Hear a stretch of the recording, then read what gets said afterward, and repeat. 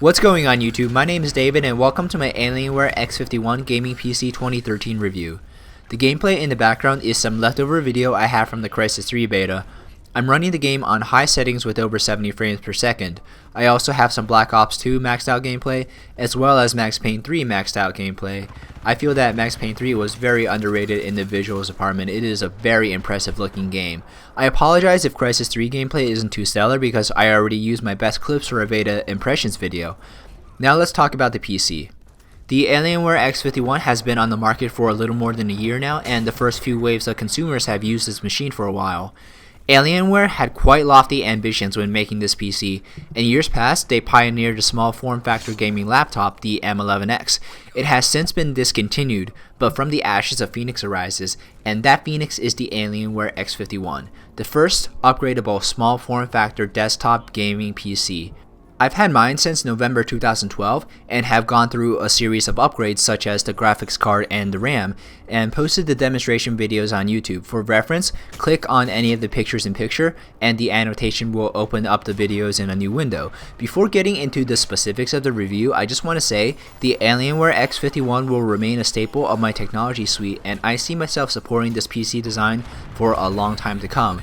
I've learned a lot about computers in general from the moment when I first opened the box to going through upgrades and hardware tweaks. The comment section on my Alienware videos have been very active and I do my best to personally respond to each question.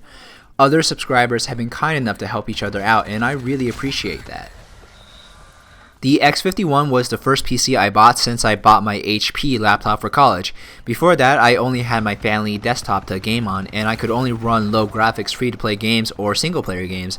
I played some Valve shooters like Counter-Strike or Day of Defeat, but one does not simply play Counter-Strike casually. I was in the same boat with my laptop because you're limited with what you could do with an integrated graphics card. So to expand my horizons and not limit myself to mostly console gaming, I got the Alienware to replace my laptop that was chugging along. Without further digression, I'll explain how I organized the review and we'll look at this PC in depth. First, I'm going to talk about the build and the hardware. Next, I'm going to give a review score for different categories of consumers who would have an interest in this PC.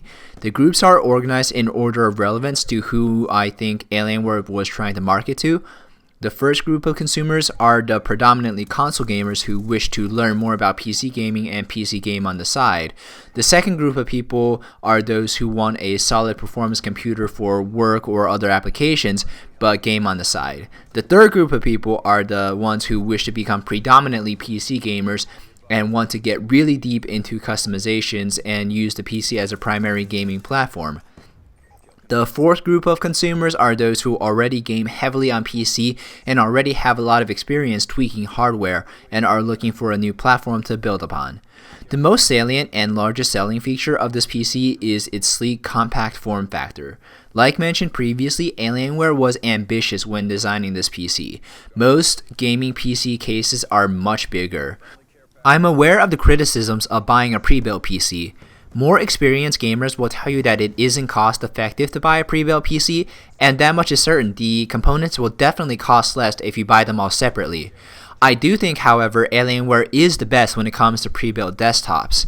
Who else is worth mentioning? CyberPower or iBuyPower? Those two companies are less than stellar from what I hear. For someone without any previous experience working with PC hardware, you are getting a lot of peace of mind for your money when you buy a pre-built machine. You know that when you plug it in, it's going to work hassle-free. Time is also money. There is a little bit of a learning curve to find which components to buy for the best price and learn how to build a PC. There are a lot of helpful step-by-step tutorials online.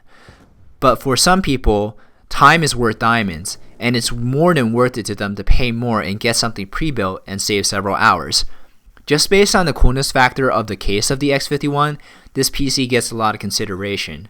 The X51 since its debut has undergone one major revision, replacing the old GT545 and 555 OEM graphics card for the more advanced GTX 640 and 660 OEM cards. The physical layout of the case hasn't changed at all though.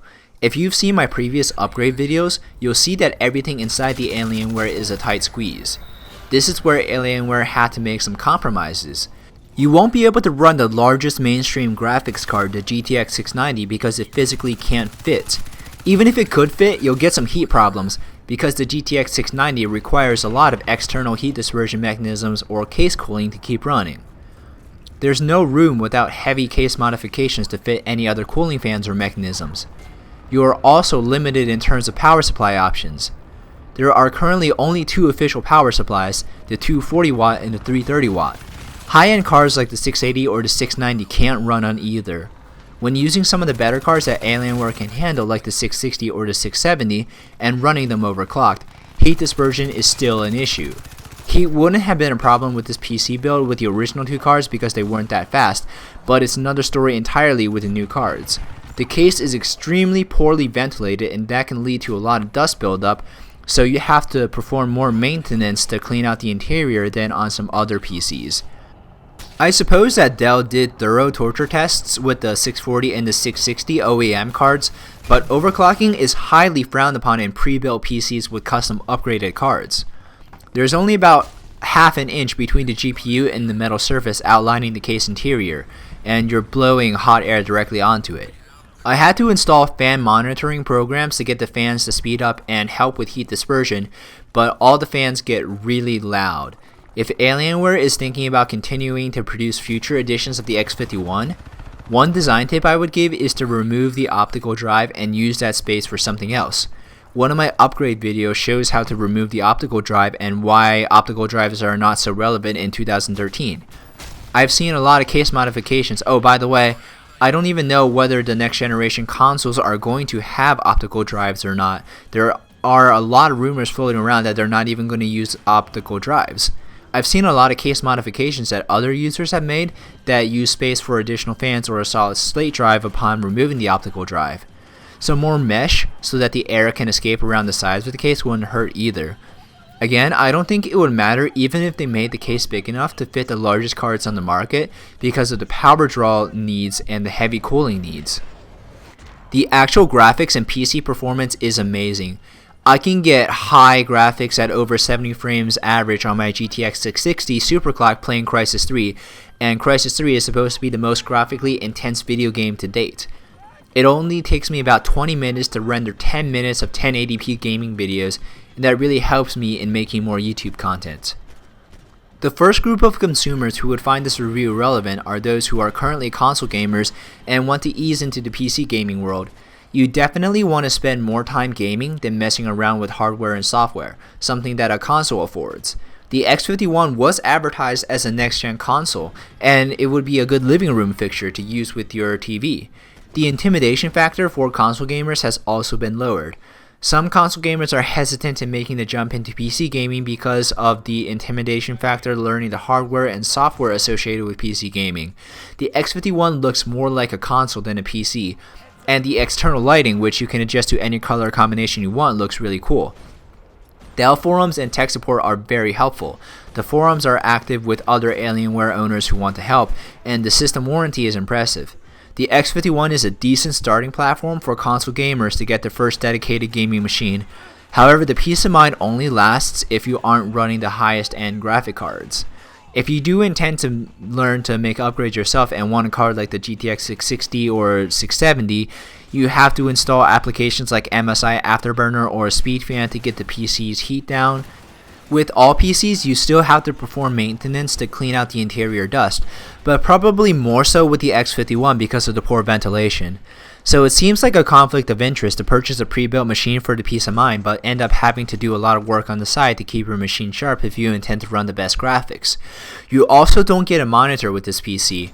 I thought about lowering the score because the relevance of getting a PC that is advertised as a next-gen console would wane in the presence of the heavy influx of rumoring about the next Xbox and the next PlayStation, but I didn't in the end. A PC will still be relevant and separate from consoles, and there's no reason to think that console hardware sales will affect PC prices. For those looking for a diverse experience you can't quite get on consoles, the Alienware is a great starting PC choice. For mostly console gamers looking to PC game on the side, the X51 gets a score of a B-. The next group of people who the X51 will be relevant for, and one of the groups I belong in, is the group of people who would buy the X51 as a strong computer for them to work on, such as rendering videos, and want to game on the side. This group is also more concerned with, spending more time gaming than tweaking their hardware.